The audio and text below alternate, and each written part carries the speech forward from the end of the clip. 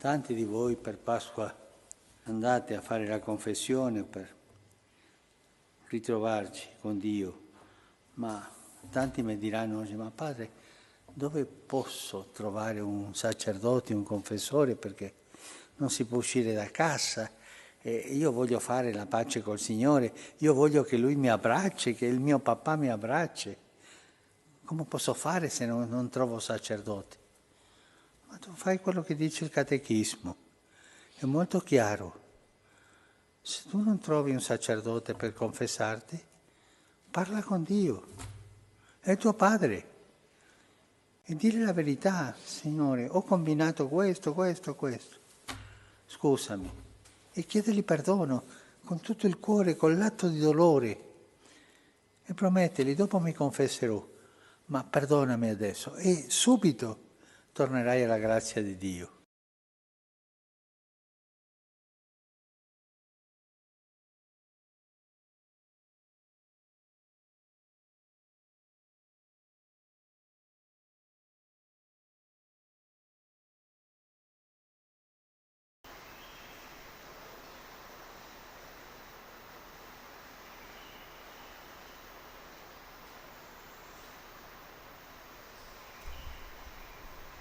सुरुवात एक आम्ही गीत घेऊया. I1 page number 116.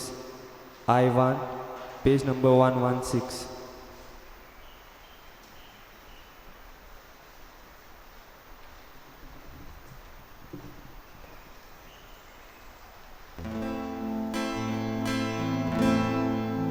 Abdon Saiban Pola Domirau Sheu Tola Moje Amdu Kola Suru Moje Bogle Kaklut Mojiko Kaklut Mojiko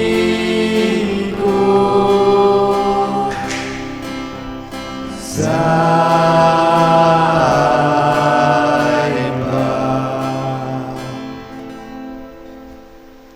सगल्यांक तुमकां देव बरो दिसत्यो. आनीक एक सोबीत दीस देवान आमकां दिला, देवाक आर्गां दिवया. आनीक एक पावटी देवाचे काकलुतीक आमी उलो मारून आयचो हो आयतार बुके आनी पिडे आड झुजूंक भेटयलेलो आयतार सगळ्यां पासत मागुया आनी आमची जण एकल्याची मागणी देवा मुखार दवरुया. जी कोण आपलो जल्माचो दीस, काजाराचो दीस आनीक दुसरे दीस मनयतात तांचेय पासत मागुया. बापाचे आनी पुताचे आनी पवित्र आत्म्याचे नांवी आमच्या सोम्या जेजू क्रिस्ताची कृपा, बापाचो मोग आनी पवित्र आत्म्याचो एकवट तुमचे सवे आसूं. तुमचे सवे आसूं. आयज प्राचीत काळाचो 5वो आयतार. तशेंच आमच्या धर्म प्रांतांत बुके आनी पिडे आड झुजूंक भेटयलेलो आयतार आमी पाळटाव. आमच्या देशांत जायत्या लोकांक फावो तें जेवण ना आनी जायतो लोक पिडेंत आसा. बूक आनी पिडा हे आमचे देशाचे मोठे गंभीर मुद्दे जावन आसात आनी हे बाबतीन आमी कितें तरी करूंक जाय.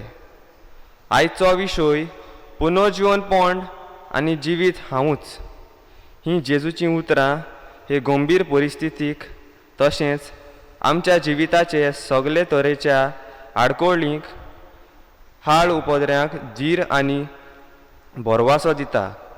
हीच कल्पना मनान दवरून भावार्थान, बोरवाशान आनी विस्वासान हे मिसाचे भेटेंत वांटो घेवया. जिवीत आमकां देवाचें देणें जाल्यार मरण एक असली रियालिटी जी सगल्यांक आमकां एक करता, एक पावंड्यार हाडटा. तरी आसतना जायते फावटी ह्या संवसारांत जियेता आसतना आमी व्हडविकायेन, आपलेपणान आनी व्हडपणान जियेल्या. असले सगळे आमचे चुकीचे ह्या मिसाचे सुरवातेक देवा लागीं भोगसणे मागुया.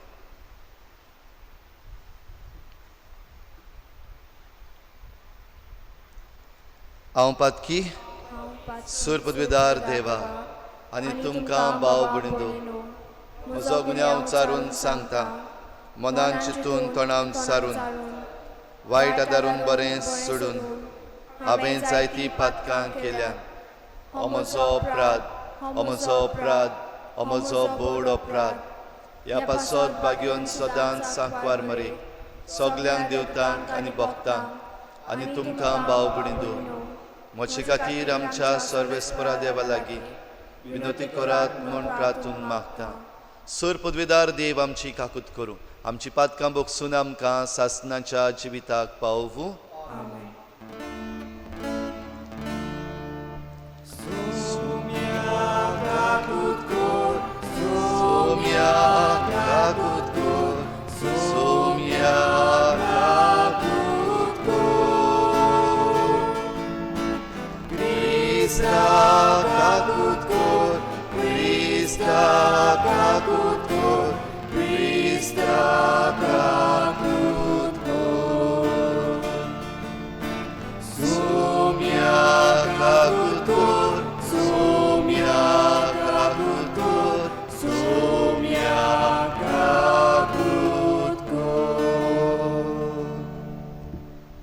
प्रार्थुया उमोर देवा आमच्या मोगाळ बापा लाजाराक मरणांतलो जागोवचे आदीं तुज्या पुता जेजून अशें परगट केलें हांव पुनर्जिवनपण आनी जिवीत ताचेर सदांच भावार्थ आनी विस्वास दवरून ताच्या जिवितान आनी पुनर्जिवनपणान ह्या पासकां समयार संपूर्णायेन वांटो घेवंक आमकां हांगा एकठांय जाल्ल्या आनीक एकठांय जावंक फावो जावंक ना तांकांय सगल्यांक तुज्या भुरग्यांक आनी पातकाच्या फोंडान कुस्तोल्या सोमेस्तांक दयाळायेन फावो कर आमच्या सोम्या तुज्या पुता जेजू क्रिस्ता वरवीं तो खरो देव तुजे सवें पवित्र आत्म्याच्या एकपणान जियेता आनी राजवट चलयता देवा सासणाच्या सासणाक आमेन.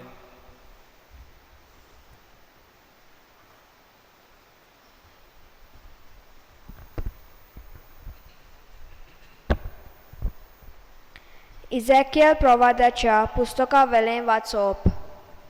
सर्वेस्पोर देव अशें म्हणटा, हांव आतां तुमचे फोन उगडूंक वेता.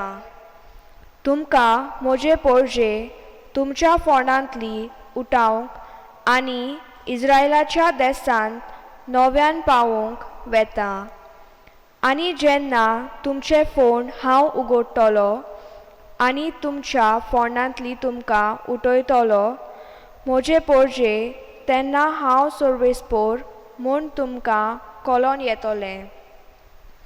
आनी हांव तुमचे भितर म्हजो आत्मो घालतलो आनी तुमी नव्यान जियेतल्यात. आनी परतून तुमच्या काशा देसांत हांव तुमकां शांतीन रावंक दितलो. आनी हांवें सर्वेस्परान अशें सांगलां आनी अशें केलां म्हूण तुमकां गमतलें. खूद सर्वेस्पोर देव अशें उलयता. देवाचें उतर हें जबाब. ताच्या हातांत आसा काकलूत तारुणाची बोरती. जबाब. ताच्या हातांत आसा काकलूत तारुणाची बोरती. खोल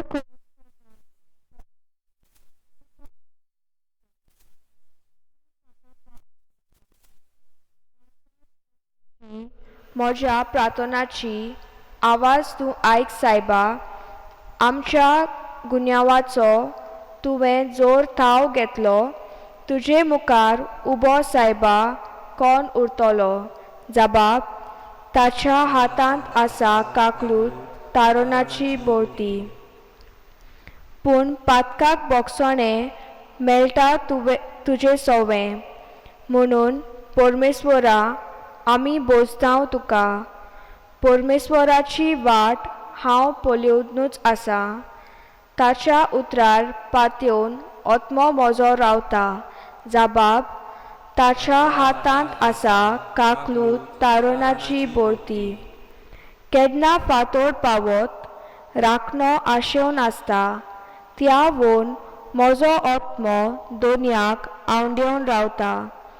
विस्वास आपलो दवरूं राखणो फातोडीचेर आमचो विस्वास सगलो परोन इस्वराचेर जबाब ताच्या हातान आसा काकलूत तारुणाची बोलती ताचेर आमचो विस्वास कित्याक ताच्या हातान भरपूर मेळटा काकलूत तारुणाची बोलती इस्रायलाक आतां सोव नश्टपणांतलो ताच्या अपराधांतलो निवारशाक तोच एकलो जबाब ताच्या हातांत आसा काकलूत तारुणाची बोलती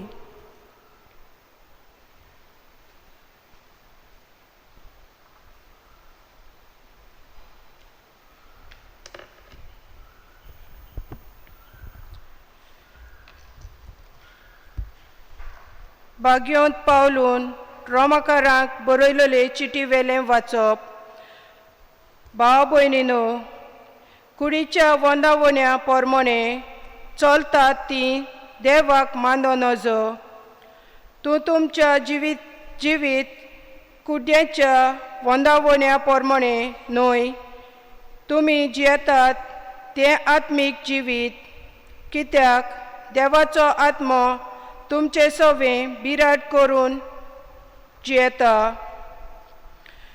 खरेंच क्रिस्ताचो आत्मो तुमचे सवें नासलो जाल्यार तुमी क्रिस्ताची जावची नासल्यात पूण जर तर क्रिस्त तुमचे सवें जियेता तुमचे कुडीचे मोदें लेगून जालें जाल्यार तरी तुमचो आत्मो म्हणल्यार जिवान भरलोलो कित्याक तुमकां देवान पवित केल्यान जाणें जेजूक मरणांतलो जिवंत केला त्या देवाचो आत्मो तुमचे सवें बिराट करून जियेता अशें जाल्यार जाणें जेजूक मेल्ल्यांतलो जिवंत केला तोच तुमचे सवें जियेता आपलो आत्मो वरवीं तुमचेय कुडी नव्यान जिवंत करतलो देवाचें उतोरें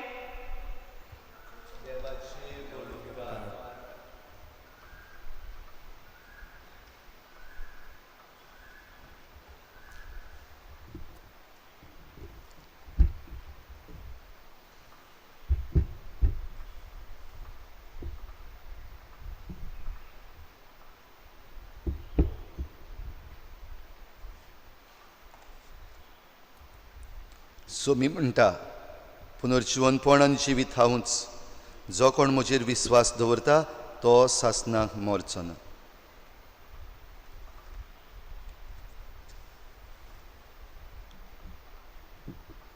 सर्वेस्पोर तुमचे सवे आसूं जुवांवा पोरमणे जेजू क्रिस्ताचें शुभ वर्तमान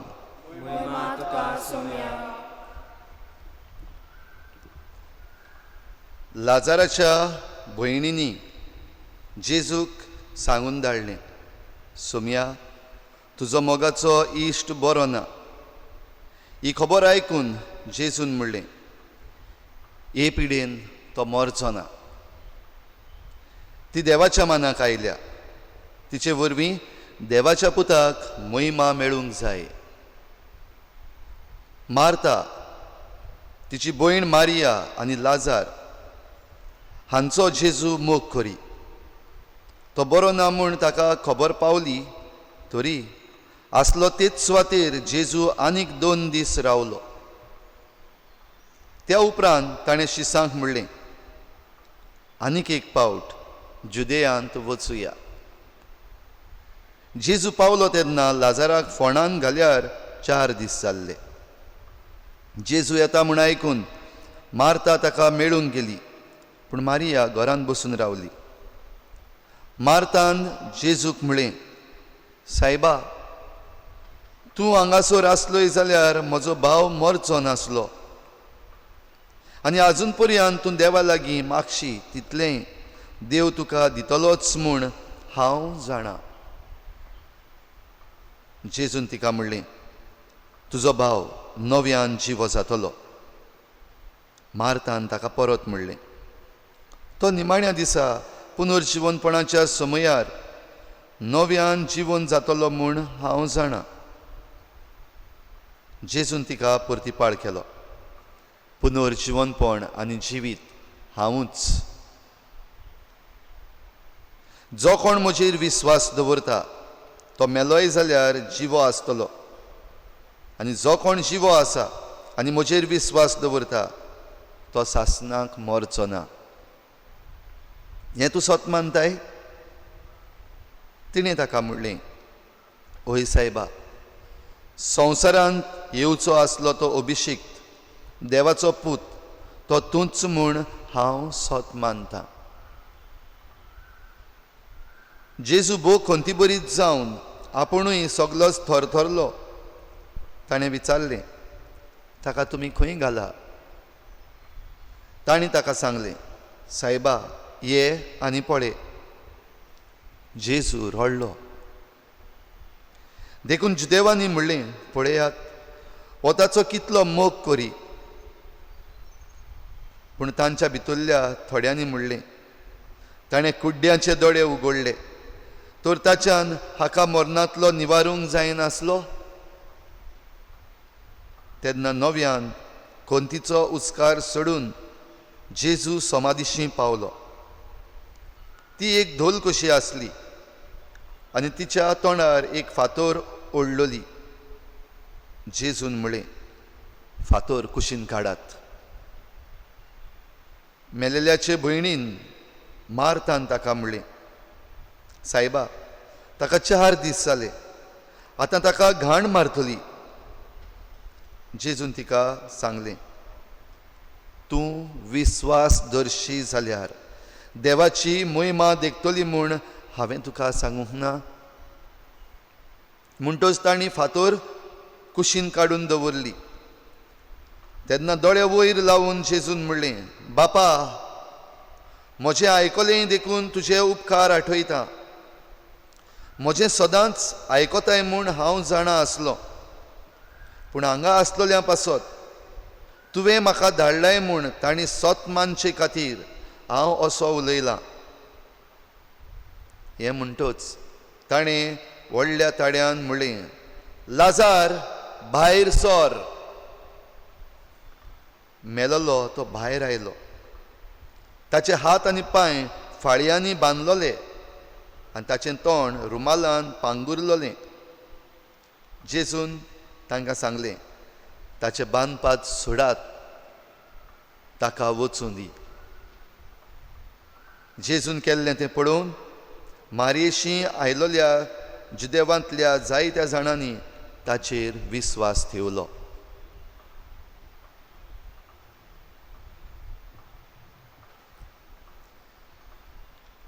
जेजू क्रिस्ताचें शुभ वर्तमान. म्हाका आनी तुका क्रिस्ता.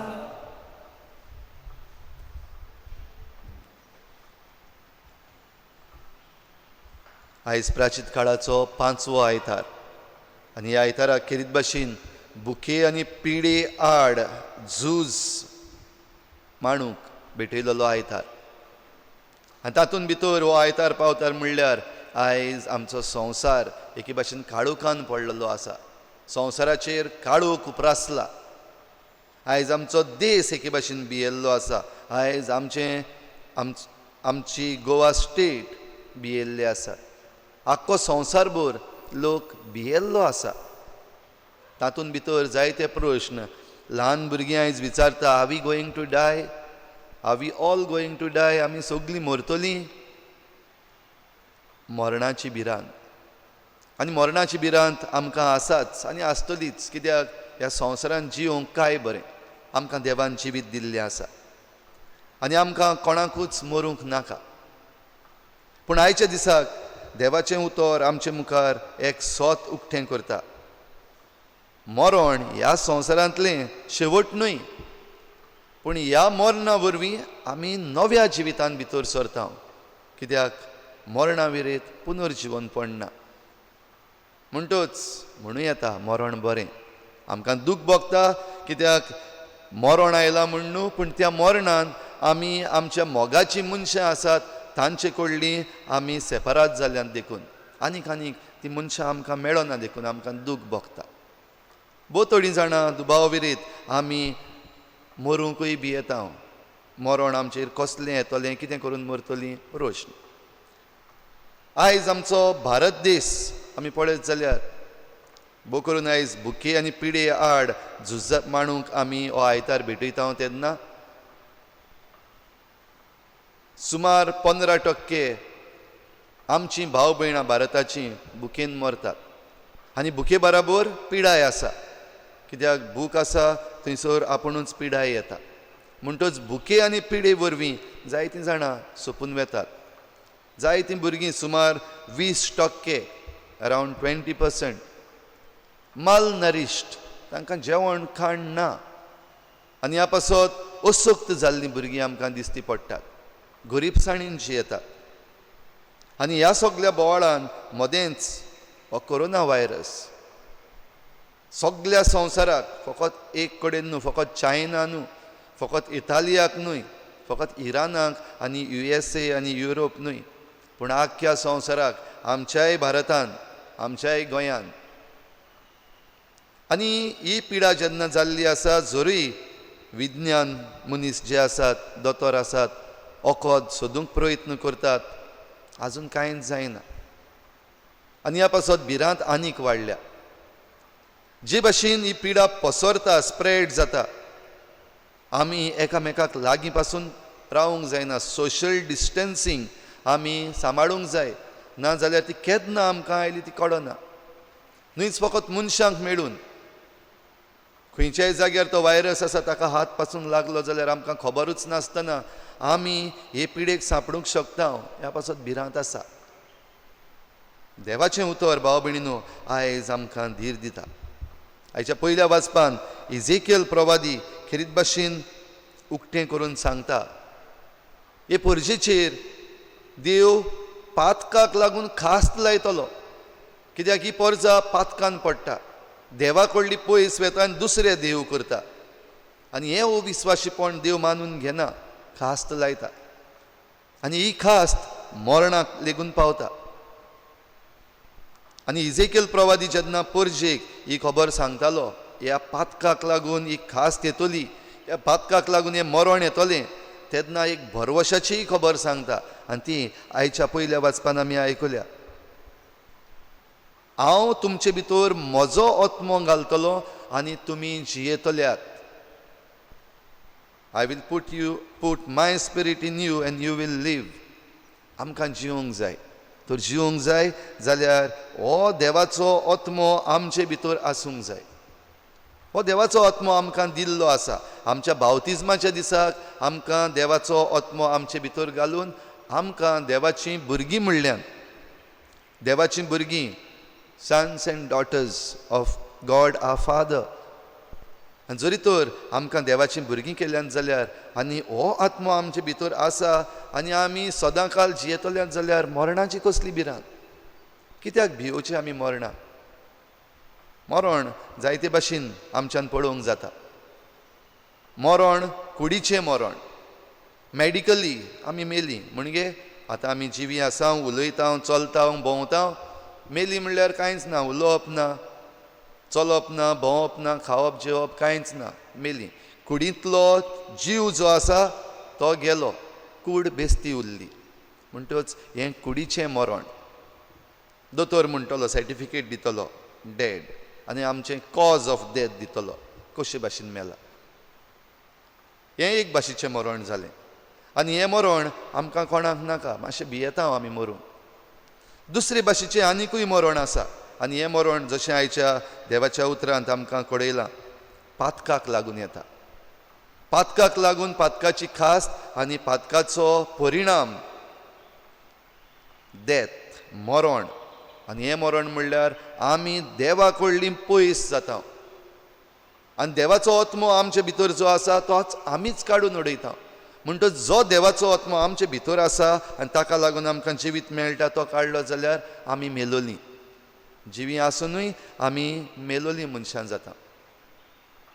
आनीक एक भाशेच्यान आमच्यान मरण पळोवंक जाता. आमी बाराबर आसा, जिवी आसा, पातोक व्हडलें करूंक ना, पूण आमचेच भोंवतणी जी आमची घरचीं मनशां आसात, जी आमचे भोंवतणी आमचे शेजारी आसात, तांचे लागीं आमचे संबंद बरे ना. एकामेकाक पळोवंक जायना, एकामेकाची नाटकाय, एकामेकाक वयर चडटा जाल्यार रोखडीच आमकां वायट दिसता. हें एक मरणूच. वो आनीक एक भाशेचें मरण आसा जें आयज संवसाराक एके भाशेन लागलेलें आसा, जातून देव आसा म्हूण आमकां पडलेलें पासून ना. ह्या सगळ्याची देवाची पदवी आसा ती आमकां दिसती पडना. आनी आयच्या काळान जें आमकां शिकयल्लें आसा, ह्युमन रायट्स, आमचे रायट्स हक्क आसा, आमचे फ्रिडम, आमची सत्या, आमकां जाय तें करूंक जाता. आनी आमकां जाय तें करूंक जाता म्हणल्यार देवाचे कायदे गेले वाटेक लागले. म्हणटच देव नासलेल्या भाशेन जियोप म्हणल्यार हें मरण. आमचो एक प्रोफेसर सिमनारीन आमकां जायते फावटी म्हणटालो, डायड एट 20, बॅरीड एट 60. भुरगे आसा, तरणाटे आसा, पूण मेल्ले आसा. 60 वर्सां जातूच मागीर तुमकां फोंडान घालतले. कित्याक? जिवे आसोनूय मेल्ल्या भाशेन जियेतात देखून. उमेद ना जिविताची. असले आयज जायते आसात. युरोपाच्या देशांत वो भायल्या देशांनी जंय थावन जायते फावटी आमी म्हणटा आमकां मिस्योनार आयिल्ले, आयज त्या गांवांनी भावार्थ मेल्लो कसो दिसता. फकत जाणटीं जीं कोण आसात तीं मिसाक वेतात, तीं साक्रामेंत पाळटात. जीं भुरगीं तरणाटीं आसात तांकां फकत संवसाराचें पडलेलें आसा. इगोर्जेन येना, मागणें ना, देव ना, म्हणटच मेल्लीं आसात. 20 वर्सांचीं, 21 वर्सांचीं तरणाटीं आसात तीं आयज मेल्लीं आसात. कित्याक देवाच्यो वस्तू लागच ना. मागीर पुरतले तांकां घोडे कोरोना व्हायरस जावन वा आनी कसलेंय दुयेंस जावन. जेन्ना मरतलीं तेन्ना पुरतलीं. आनी ह्या पासत आमचो प्रोफेसर जें सांगतालो, डायड एट 20, बॅरीड एट 60, ह्या दिसांनी घोडे आमच्या जिवितांत जावंक शकता. तर आयच्या दिसाक जेन्ना ही भिरांत आमकां आसा जाल्यार देव जरी तर आमचे मोदें आसा जाल्यार आमी मरची ना. सायबा, तूं आसलोय जाल्यार म्हजो भाव मरचो नासलो, मार्तान म्हणलें. एक व्हड भावार्थाचो स्टेटमेंट आमच्यान म्हणूंक जाता. देव जरी तर आमचे बराबर आसा जाल्यार आमी मरची ना. जेजूक जेन्ना खबर मेळ्ळी ताचो इश्ट लाजार बरो ना म्हूण बेगीन बेगीन येवंक ना, मुद्दम आनीक रावलो. पूण कित्याक रावलो? कित्याक ह्या पिडेंत म्हजो इश्ट मरचो ना. ही पिडा जरी तर आयल्या जाल्यार देवाच्या मानाक आयल्या. आयज कोरोना व्हायरस भिवयता सगल्यांक. कित्याक आयल्या गाय? तातूंतल्यान ही देवाची महिमा आमकां मेळची ना गाय? विस्वास दवरतल्याक मेळटली. विस्वास दवरिना जे कोण मेल्ले आसात, देवा कडेन संबंद तोडलेलो आसा, तांकां मेळची ना. ह्या पासत माग काकलूत, माग बोगसणें. कित्याक देवा कडलो आमी संबंद तोडलेलो आसा. आमच्या जिविता वरवीं, आमच्या पातकां वरवीं, आमचे मिजाशी वरवीं, आमच्या व्हडपणा वरवीं ह्या संवसारांतली पदवी आमकां मेळोवन घेवचे पासत, ह्या संवसाराची गिरेस्तकाय लुटचे पासत आमी देवा कडेन संबंद तोडून, देवान रचलेले रचने कडेन संबंद तोडून मरण जोडलेलें आसा. हें मरण पयस जावपाक जाय. आनी हें मरण पयस जावंक जेजू आमचे भितर येवंक जाय. हांव पुनर्जिवनपण आनी जिवीत. जो कोण म्हजेर विस्वास दवरता तो मेलोय जाल्यार जिवो आसतलो. आनी जो कोण जिवो आसा आनी म्हजेर विस्वास दवरता तो सासणाक मरचो ना. तूं विस्वास दवरता? Are you ready to believe? विस्वास दवरता म्हणल्यार फकत बेश्टेंच मनान न्हय. विस्वास दवरता म्हणल्यार ताच्यो आज्ञा पाडूंक तयार आसा. ताणें जें आमकां शिकयलां, कुरात मोग एकामेकाचो, एकामेकाक पावात, एकामेकाक भोगसात, हें सगळें कोण जियेता तोच दाखयता की हांव ह्या जेजूचेर विस्वास दवरतां, सत मानतां. जेजून कोश्ट सोंसले कांयच गुन्यांव नासतना. जाल्यार आमकां जेन्ना कोश्ट येतात तेन्ना आमचे कोश्ट दुसऱ्यां पासत आनी दुसऱ्यांचे सोडवणे पासत भेटूंक हांव मुखार सरतां, तेन्ना हांव ह्या जेजूचेर विस्वास दवरतां म्हूण दाखयतां.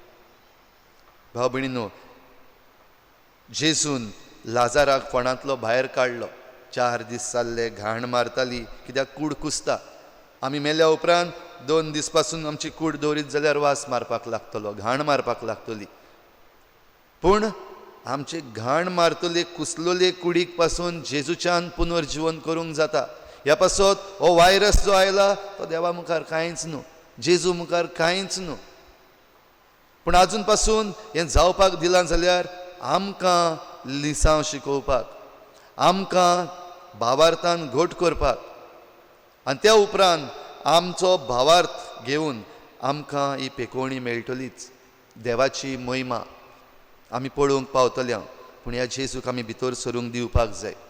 हो जेजू भितर सरता आनी जिवीत दिता. तर हो जेजू आमचे भितर येवंक, आमच्या घोराब्यान येवंक आमी वावुरता आसतना खेरीत भाशेन ह्या दिसांनी जेन्ना संवसाराचेर काळोख पडलेलो आसा, एकामेकाचो हुस्को धरुया. ह्या दिसांनी फकत आमचेंच चिंतचें न्हू, म्हजें जेवण काबार जालां, म्हजी ग्रोसरी काबार जाल्या, म्हजे गाडयेचें पेट्रोल काबार जालां, आनी ह्या पासत लायणीक व्हडल्यो लायणी लागता एक दीस उक्तें करीत जाल्यार. कित्याक आमचेंच पडलेलें आसा, आमकां दुसऱ्यांचें पडलेलें ना. हांव पयलो पावपाक जाय, म्हाका पयलें जेवण मेळपाक जाय, म्हाका पयली ग्रोसरी मेळपाक जाय, म्हाका पयलें पेट्रोल मेळपाक जाय. संवसार काबार जायना. रावल्यार उत्तली आमी. ह्या पासत देवाचेर विस्वास दवरून सगळे मांडावळीन, जी मांडावळ आमचे लागीं आमचो सरकार मागता, आमचें एडमिनिस्ट्रेशन ज्यो वस्तू जाग्यार घालपाक प्रयत्न करता ते मागता, तें आयकुया.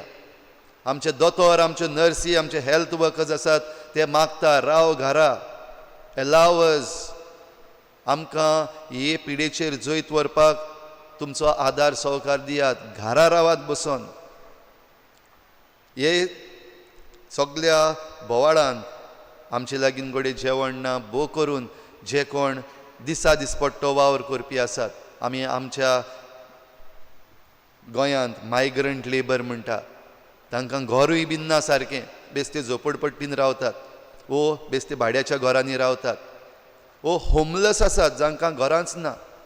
आमचें बरें आसा, आमकां खंयच्यान तरी जेवण मेळटलें, पावतलें, कित्याक आमचे लागीं थोडें तरी आसा दवरलेलें. पूण हीं मनशां आसात आयज आमचे मदें जांणी कांयच दवरूंक ना सांबाळून. तांचो हुस्को आमकां ह्या दिसांनी आसूं दी, आनी आमचेंच जेवण पासून तांचे लागीं वांटूंक आमी फुडें सरुया. आनी जेन्ना आमी आमचें जेवण वाडटा, आमचें जिवीत तांचे लागीं वाडटा, तेन्ना देव आमची काकलूत केल्या बगर रावचो ना. ही पिडा तो दवरूंक, आमचेर जैत व्हरूंक दिवचो ना.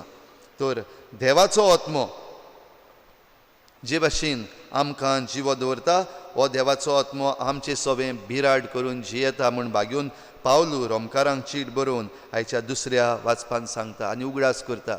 कुडीच्या वंडावण्या प्रमाणे चलतात तीं देवाक मानू नजो. ह्या पासत कुडीच्यो वंडावण्यो न्हय, पूण देवाची खुशी, आमचें जिवीत देवाचे कुशे प्रमाणे मांडून हाडून आमी हें जिवीत जोडुया, एकामेकाक हें जिवीत दिवया.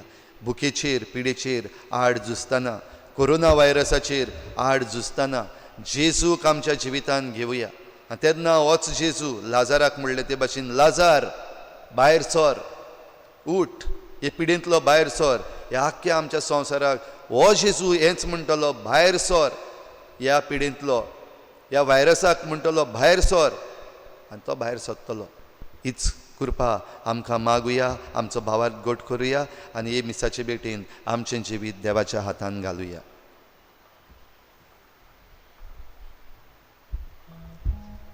सगळीं उबी रावया. आमचो भावार्थ आतां आमी व्हडल्यान उचारुया. सतमानता देवा, सोर्पद्विदार बापा, स्वर्गा आनी पृथ्वीच्या रचणारा, आनी जेजू क्रिस्ता ताच्या एकल्याच पुता आमच्या सुम्या, तो पवित्र आत्म्या वरवीं गर्भ संभवलो, आंकवार मरेतान जल्मलो, पोंच पिलाताकाल ताणें कश्ट सोंसले, ताका कुर्सार जोडलो, तो मेलो आनी ताका निखिपिलो, तो मेल्ल्या मदें देंवलो, तिसऱ्या दिसा मेल्ल्यांतलो जिवन जालो, स्वर्गार चडलो, सोर्पद्विदार देव बापाच्या उजव्याक बसला, थंय तान जिव्या आनी मेल्ल्यांची मनसुबी करूंक येतलो. सतमानता पवित्र आत्म्याक, कातोलीक पवित्र सभेक भक्तांचो एकठार, पातकाचें बोगसणें, कुडीचें जिवनपण, सासणाचें जिवीत. आमेन. आमची थोडीशी मागणी सगळ्या भावार्थान ह्या वेळार देवा मुखार दवरुया.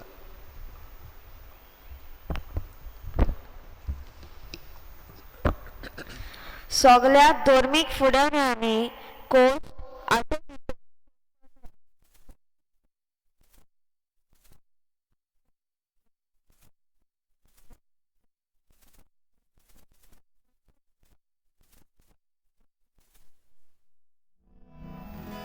जेजूच्या नावान बापा हे मागणे करता तुका. सोरो, सिगरेट, ड्रग्स, गॅम्बलिंग असल्या वायट संवयांचे आनी वशांचे गुलाम जाल्यात तांकां आमच्या आदार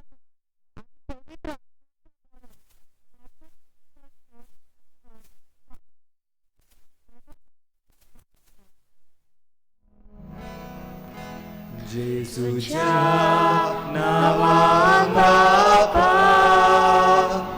हे मागणे करता तुका. आमच्या देशाच्या फुडाऱ्यांनी आमचे कॉन्स्टिट्यूशन आमकां दिता तो हक तांणी राखूंक आनी सांबाळूंक, तशेंच नागरिकां मदें फुटी भेद घालतात ते कायदे काडून उडोवंक तांकां देवा जेजूच्या नावान बापा हे मागणे करता तुका. आमच्या 2 प्रांतांत कॅन्सर सर्व्हिस कॅम्पेन कॅन्सर हे पिडे आड झुजतात, तर आमी सगळ्यांनी उदारपणात ह्या वावरांत व्हॉलंटियर्स कशे वांटेली जावंक आनी हो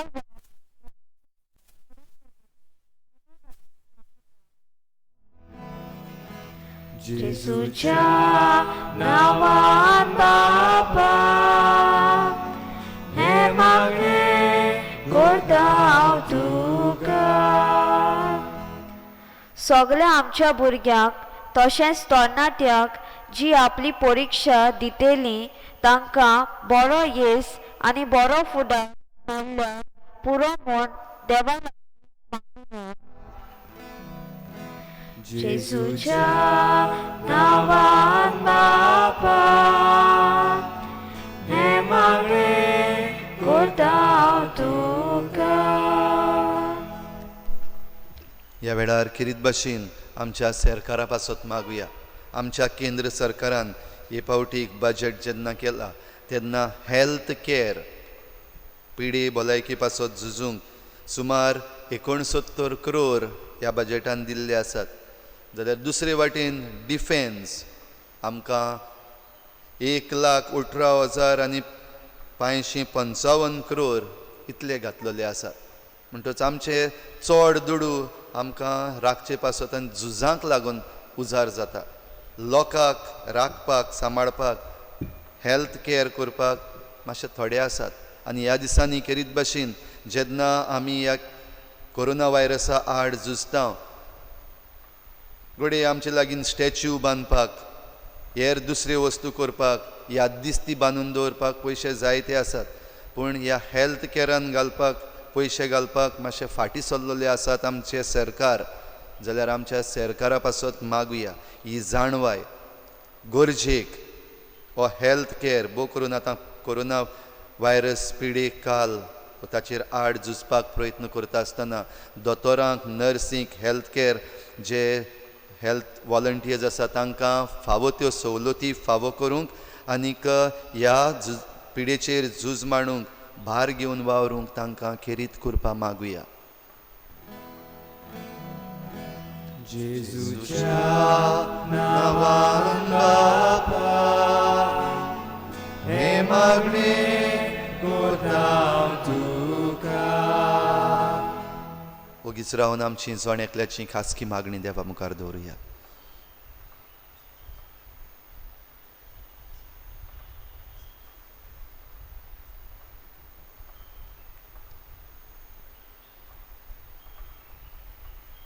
बापा, जिवीत तुजे कडलें येता आनी ह्या पासत तूं आमचो मोग करताय आनी आमकां जिवीत दिताय. आतांच तुजे मुखार आमी दवरल्या ती मागणी दयेन आयकून घे आनी आमकां सदांच तुज्या जिवितान रावूंक फावो कर. क्रिस्ता आमच्या सोमया वरवीं. आमेन. बेटोणे वेडार गीत घेवया. C43 page number 46. C43 page number 46.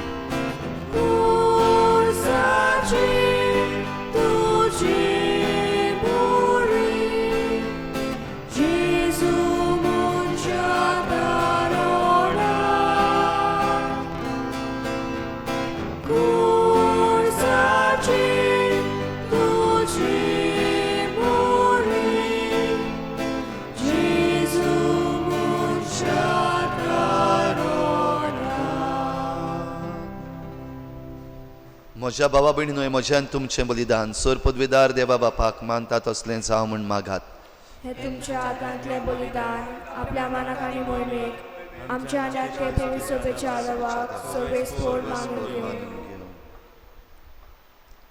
सर्गींच्या बापा, लाजारान आनी ताचे भयणींनी तुज्या पुताक आपल्या घरा केल्ल्या स्वागता परस चड ताका मानवलो तांचो भावार्थ आनी मोग आमी आमच्या काळजांनी जेजूक स्वागत करूंक भावार्थान आनी मोगान ओपलोली ही आमची देणी तूं भलेपणान मानून घे आनी ती बदलून जेजूचें मांस आनी रगत जावं दी. ही आमी मागता क्रिस्ता आमच्या सोमया वरवीं. सर्वेस्पोर तुमचे सवे आसूं. आमची काळजां उबारुया. सर्वेस्पराक आमच्या देवाक दिनवासुया. सर्वेस्परा पवित्र बापा, सोर पदवेदार आनी सासणांच्या देवा, सर्व काळ्यान सर्व थाय जेजू क्रिस्ता आमच्या सोमया वरवीं आमी तुका दिनवासूंक फावो. हो कायदो नितीचो आनी आमच्या फायद्याचो. जेजू खरो मनीस देखून आपल्या मेल्ल्या इश्टा लाजारा पासत रडलो, पूण तो सासणाचो देव देखून ताणें ताका मेल्ल्यांतलो जिवन केलो. तशीच आम्हा समेस्तांची दया करून ह्या पवित्र गुटां वरवीं नव्या जिविताक तो आमकां पावयता. ताचे सरशीं ताचे उदेशीं देवदूतांचो दलबार स्वर्गार तुजे मुखार संतोसून खालतेपणी तुका पोरनिपाट करता. तांचे सांगाती आमचे ताळे मेळून आमी मुरगोटून तुजी स्तुती गायता.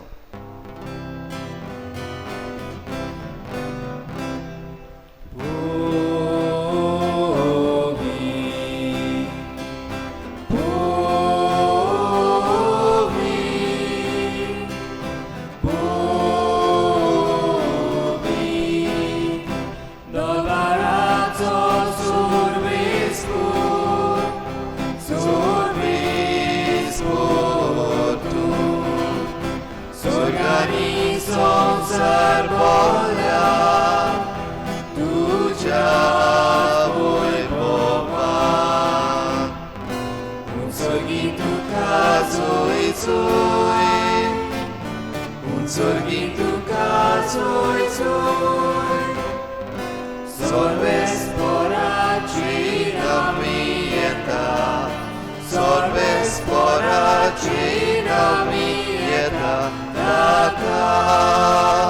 चोय चोय ताका चोय चोय उचोली तुका चोय चोय उचोली तुका चोय चोय बापा खरोच तूं पवित्र, तूं सगळ्या पवित्रपणाची झर तुज्या पवित्र आत्म्यांक धाडून ही देणी पवित्र कर म्हण आमी मागता. जावं ती आमकां आमच्या सोमया जेजू क्रिस्ताची कूड आनी रगत. आपलेच कुशीन कोश्ट मरण सोसूंक वेचे आदीं ताणें उंडो घेतलो. तुका दिनवासून तो मोडलो, तो आपल्या शिसांक दिलो आनी म्हळें, हो तुमी समेस्त घेयात आनी खायात, ही म्हजी कूड तुमचे पासत समर्पूंची.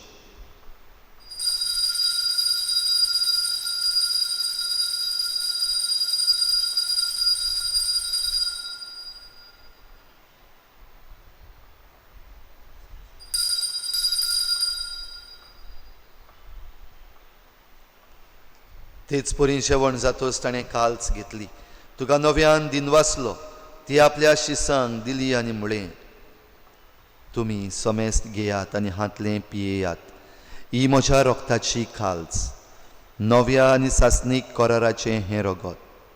पातकांचें बोगसणें मेळच्याक तुमचे पासत आनी समेस्त मनशां पासत तें वारवतलें. हें म्हज्या उगडासाक करात.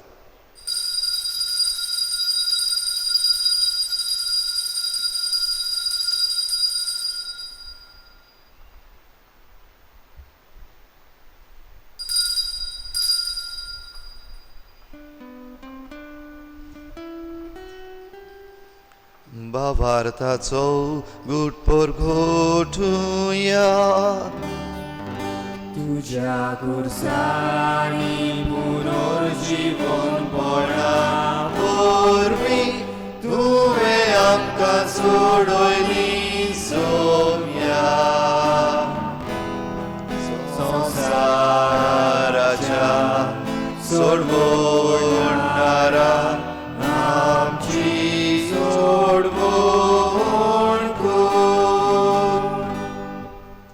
बापा जेजूच्या मरणाचो आनी पुनर्जीवनपणाचो आमी भक्तीपणी उगडास करता आनी हो जिविताचो उंडो आनी सोडवणेची काल्स तुका समर्पिता. तुजे मुखार येवंक आनी तुजी सेवा करूंक आमकां फावो केलें देखून आमी तुका दिनवासता आनी जेजूची कूड आनी रगत शेवतल्या आमा समेस्तांक पवित्र आत्म्या वरवीं एकठांय कर म्हूण आमी नम्रतायेन मागता.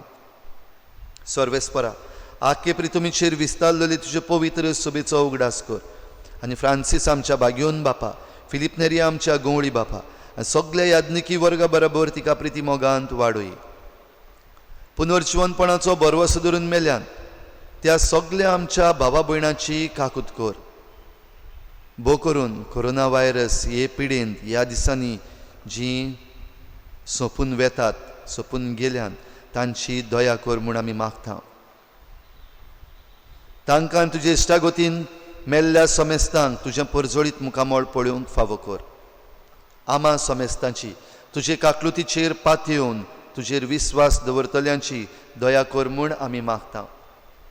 आंकवार मरे देवाची माये सांगाती, तिच्या पोती बागयोन जुजे, बागयोन धर्मदुता, बागयोन जुजे वाज आनी बागयोन फ्रांसीस शावियर आनी सर्व काळी तुका मानवल्यान त्या सगळ्या भक्तां बरोबर सासणाच्या सुखांत आमकां वांटो दी. तांच्या सांगाता तुजी मोहिमा गावूंक आमकां फावो कर. जेजू क्रिस्ता तुज्या पुता वरवीं. त्याच जेजू वरवीं, त्याच जेजू सांगाता, त्याच जेजू थाय पवित्र आत्म्याच्या एकपणान सुरपुद्वेदार बापा, सुरवंदन आनी वैभव तुका सासणाच्या सासना.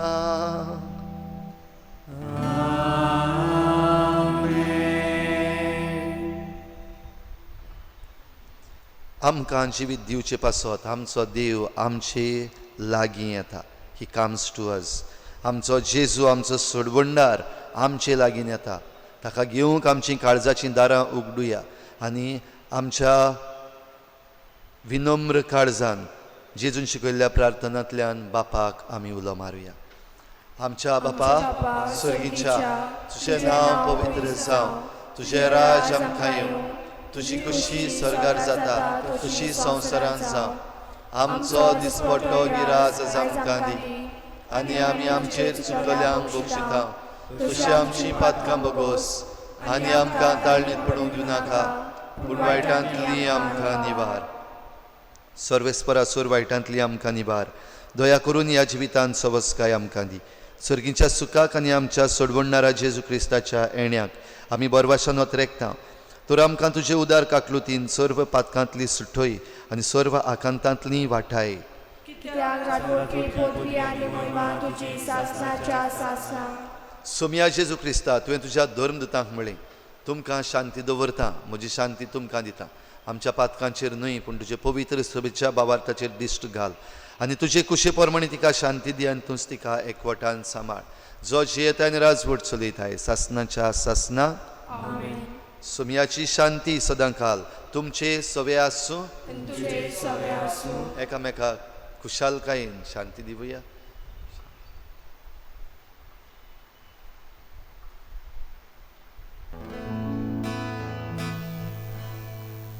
देवाची शिरये संसाराचे पाप काटिले, आमची काकूत कोर, आमची काकूत कोर. देवाची शिरये संसाराचे पाप काटिले, आमची काकूत कोर, आमची काकूत कोर. देवाची शिरये संसाराचे पाप काटिले, आमकां शांती दी, आमकां शांती दी.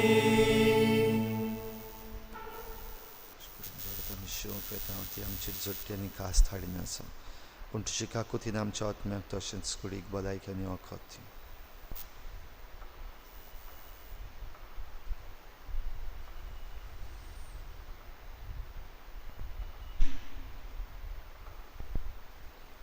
ही देवाची शिडी संवसाराचें पाप काडटा. ती शिडीच्या जेवणाक आपयल्यात ती आमी सगळीं सुभागी.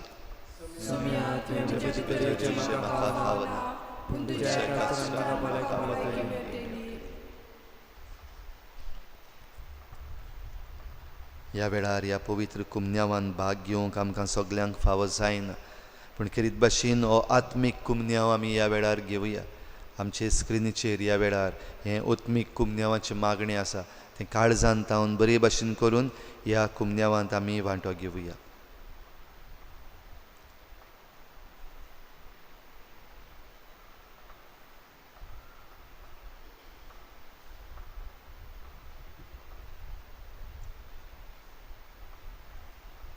कुमन्या वेळार गीत घेवया.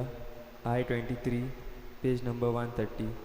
I-23 page number 130.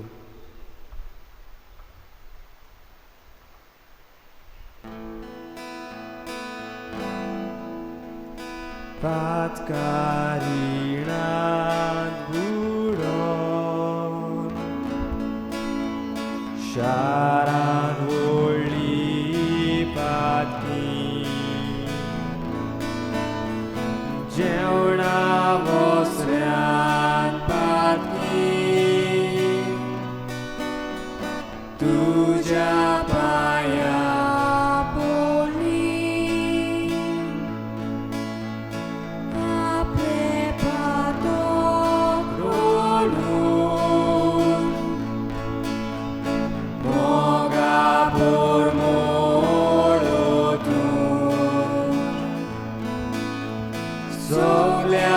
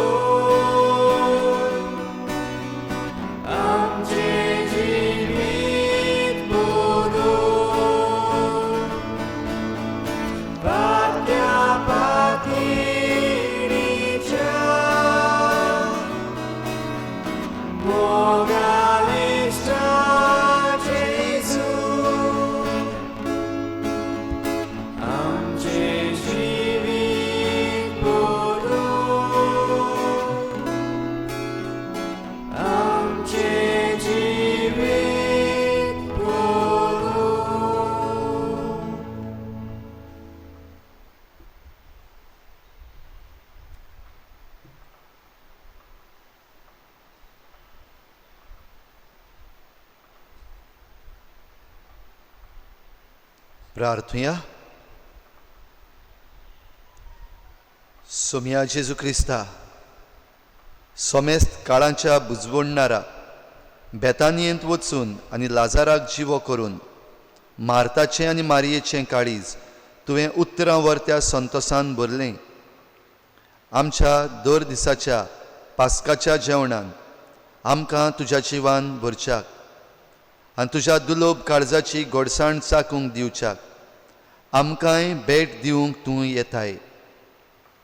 ह्या गुटाच्या रुपान खरेपणी तूं जिवंत देवाचो पूत आमचे भितर येताय म्हूण आमकां भोगूं दी. आनी शेकी आमचें पास्क पूर्ण जावच्या वेळार तुका रूप रूप पळोवन खंयचेच रचनेन वर्णू नजो तसलो संतोश भोगूंक स्वर्गार आमकां पावय. जंय तूं जियेतायन राजवट चलयताय सासनाच्या सासनाक. आमेन. सुत्रायदोरची दर दिसाक सकाळीं 7 वाजता आमचें कोंकणींतल्यान मीस जाता लायव्ह स्ट्रीम. त्या मिसान तुमी सगल्यांनी आसा थंय थावन भाग घेवंक जाता. जे भाशेन आमच्या बिस्प साहेबान उगडास केला, आमी मिसाक जेन्ना भाग घेता इवन ऑनलायन तेन्ना आमी फावो ते परी न्हेसचें, बेश्टें घरांतलें घालून न्हय पूण बरे भाशेन न्हेसून जाता जाल्यार तुमचे मुखार एक ल्हानसो आल्तार तयार करून ताचेर एक पवित्र पुस्तक आनी खुरीस दवरून ह्या मिसान आल्तारा मुखार भाग घेतलेल्या भाशेन तुमी भाग घेवंक तुमकां विनयता. दर सांजे 5 वाजता आमचो पॅरीश रोजरी ऑन एअर जाता, जंय तुमीच आमच्या फिरगोजकारांनी केल्ली तेर्साची मागणी आमकां डिजिटली धाडल्या, ती सगळीं एक करून आमी हो तेर्स तयार केला. जाल्यार ह्या तेर्सान तुमच्या घरांत रावन तुमी सगल्यांनी वांटो घेवचो, कित्याक तेर्साच्या मागण्या वरवीं आमच्यान ह्या वायरसाक रोखडोच मारूंक जाता वो काडून उडोवंक जाता, ताचेर जैत व्हरूंक जाता. सायबीण माय बराबर आमी प्राचीत आनी मागणें करुया आनी असल्या वायटाचेर झूज मांडुया. तशेंच सांजेर 7 वाजता आमचे फिरगोजेन पवित्र संस्कारा मुखार भोजवण जाता. कोणेच भाग घेवंक जायना. आनीक एक पावटी आमी ते लायव्ह स्ट्रीम करता, पूण नेट कनेक्टिविटीक लागून आमकां थोडे पावटी प्रॉब्लम जाता जाल्यार आमी ते मातशे उसरां डिफर्ड लायव्ह करता.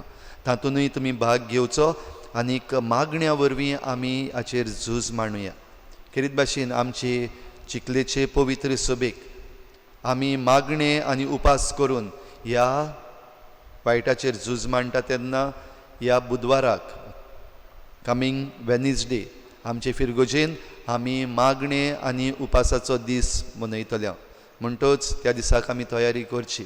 आमच्या घरान सकाळीं ते सांजेर पासून आमी जाता ते भाशेन मागण्यांत वेळ सारूंक, बाराबोर मागण्यांत वेळ सारूंक, त्या दिसाक आमी जाता ते भाशेन उपास करूंक.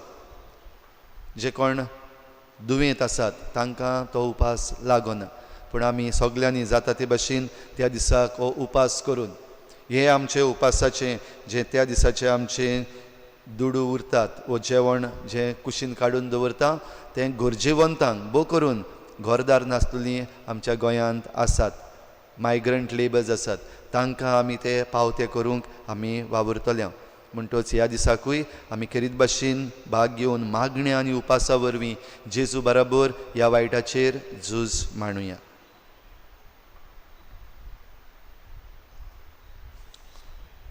निमणो आशिर्वाद घेवचे आदीं ह्या दुयेंसाचेर आड आमी सगळीं दिमी घालून मागणें करुया.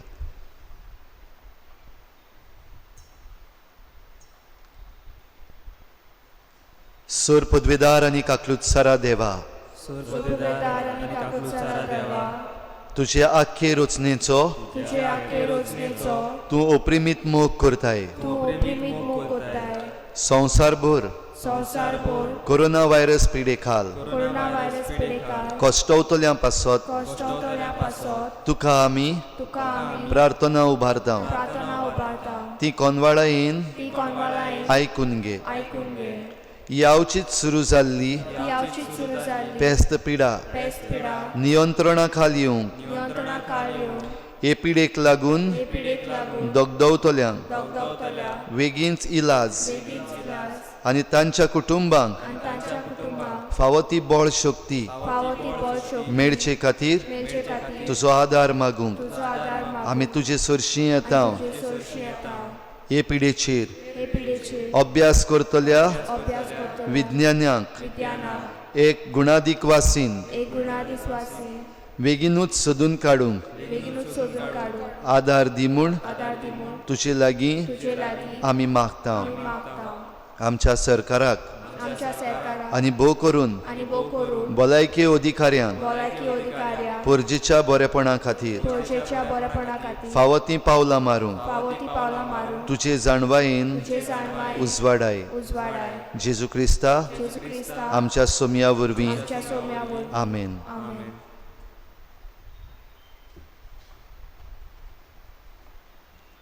निमणो आशिर्वाद घेता आसतना उगडास करता जाता ते भाशेन घरान भितर रावचें स्टे एट होम भायर सरो नाकात आयतार आयज गुडे ग्रॉसरी शॉप्स आनी पेट्रोल पंप्स आनी कितें उक्तें आसत आमकां पेट्रोल घालून आनी ग्रॉसरी घेवन खंय वचपाचें ना भोव करून जेन्ना लूट आसा थंयसर खंयचेच लुटीन भितर सरचें न्हू जाता तितलें पयस रावचें सोशल डिस्टन्सींग मेनटेन करचें आनी ह्या पासत सगल्यांनी घरा रावचें स्टे एट होम. सर्वेस्पोर तुमचे सवे आसूं तुमचे सवे आसूं सर पदवेदार देव बाप आनी पूत आनी पवित्र आत्मो तुमचेर आशिर्वाद घालूं. आमेन. वचून यात जेजूचे शांतीन आनी मोगान तुमकां धाडटा. देवाचे उपकार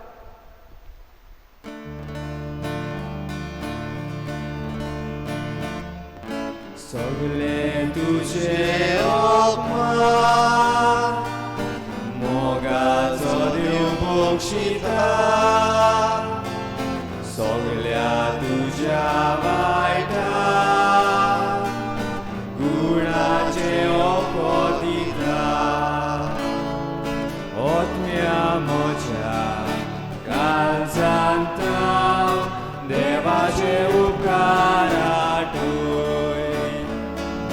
ओतम्या म्हज्या काळजांत देवाचे उपकार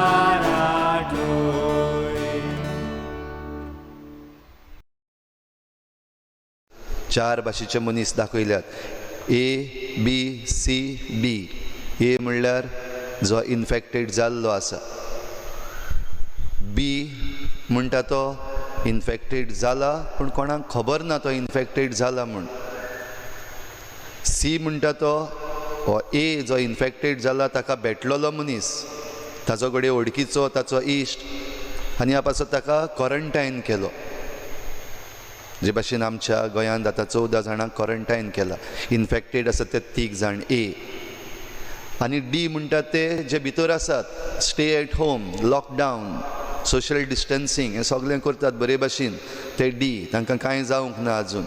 ती चडशीं जाणां आमी आमचे मदलीं जायतीं जाणां हो चडशीं जाणां D कॅटेगरीन पडटा. पूण आतां मुखार प्रॉब्लम जेन्ना आतां हें जायतीं जाणां आयकोन घेवंक सोदिना भायर सोदतात जावं ग्रॉसरी वा आनीक हेर दुसऱ्या कारणाक लागून तातूंत भितर जायतीं जाणां आसात जीं गरज नासतना भायर सोदतात घरान रावपाक जायना बसून सुसेग ना आनी ह्या पासत बेश्टी भायर मस्ती करपाक आनीक हेंच कारण घेवन आतां जरी तर आमी सगळीं भायर सरलीं जाल्यार जें कितें इटालियाक जालां जें कितें इरानाक जालां जें कितें युरोपाच्या देशांनी जालां तें आमकांय घडूंक शकता. आयज पासून आमी बरीं आसा ह्या पासत हीं 2 ते 3 सुमानां जीं येतात जे आमकां लॉकडावन मागलेलो आसा 21 दिसांचो तो भोव गरजेचो. तातूंत भितर आमी जरी तर आतां भायर सरलीं जाल्यार क्वॉरंटायन केल्ले आसा ते बॉन आसा.